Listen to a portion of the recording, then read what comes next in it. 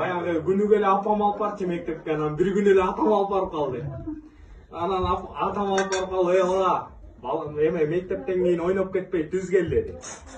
Анан эми биз балабыз да, мектептен кийин ойноп кетиптирбиз. Анан бир бастан бир кезде эле ат менен эле чаңыз кытып эле келип калды. Мен сага айтпадым эле эртерээк келе бердим эле үйгө депчи. Анан ошо мектептен баштап үйгө чейин ат менен кууп келди да. Мамамды жакшы билесиң. Ат менен кууп келди да, анан муздак үйгө үз саланда отуруп жаткандарым болчу.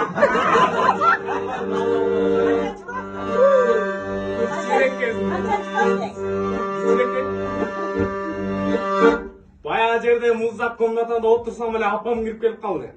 Айналайын балам.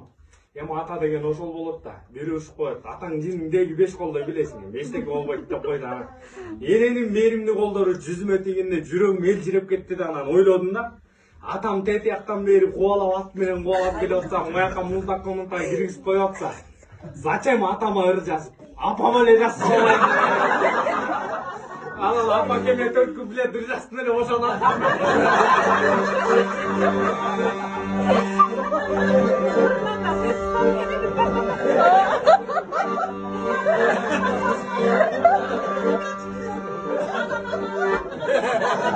Баягы жерге отурсам эле атам кирип келип калды.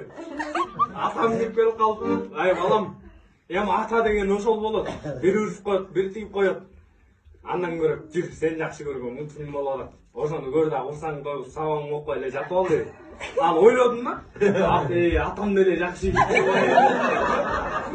Ата келе 4 куплет ыр жазып.